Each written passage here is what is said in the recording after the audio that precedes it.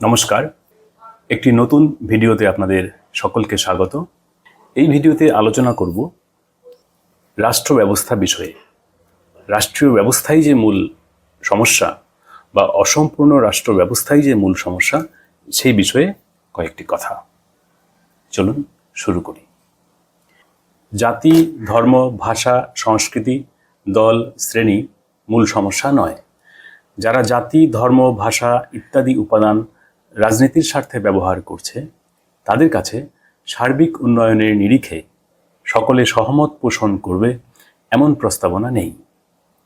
বৃহৎ পরিসরে রাষ্ট্রীয় উদ্যোগ ULM সংস্থা নিয়েছে। চলমান রাষ্ট্র ব্যবস্থা সকলের শিক্ষা, জীবিকা, সুখ সুবিধা, সুরক্ষা বাস্তবায়নের নিরিখে অসম্পূর্ণ। স্বাধীনতা পরবর্তী ৭৫ বছরের দীর্ঘকালীন সময় এটিই প্রমাণ করেছে যে চলমান রাষ্ট্র ব্যবস্থা কাঙ্ক্ষিত উদ্দেশ্য পূরণে ব্যর্থ। মানুষ এখন নিজ স্বার্থ সুরক্ষার বিষয়ে অধিক সচেতন। রাষ্ট্রীয় উদ্যোগে অর্থনৈতিক মৌলিক উন্নয়ন ব্যতীত অন্যান্য সমস্ত উদ্যোগ ব্যর্থ হতে বাধ্য।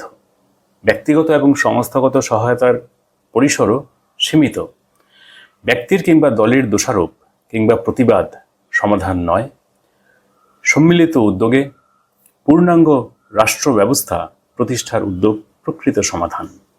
দেশব্যাপী নাগরিক সমাজ ULM সংস্থায় যুক্ত হয়ে চলেছেন এবং আলোচনা সমীক্ষা করে চলেছেন। বিস্তারিত বুঝতে ULM প্রস্তাবিত নতুন অর্থনৈতিক ব্যবস্থা এবং নতুন রাজনৈতিক ব্যবস্থা অধ্যয়ন করুন। নাগরিক সমাজ যত দ্রুত সম্মিলিত হবে, তত দ্রুত ব্যবস্থার রূপান্তর সম্ভব হবে। মূল সমস্যা কোথায় এবং প্রকৃত সমাধান কিভাবে সম্ভব, এই জাগরণ জরুরি। রাষ্ট্র সকলের, রাষ্ট্রের সমস্ত সুখ সুবিধার অধিকার সকলের। রাষ্ট্র ব্যবস্থার উদ্দেশ্যই হচ্ছে সকলের অধিকার সুরক্ষিত করা। আলোচনার জন্যে সকলে স্বাগত।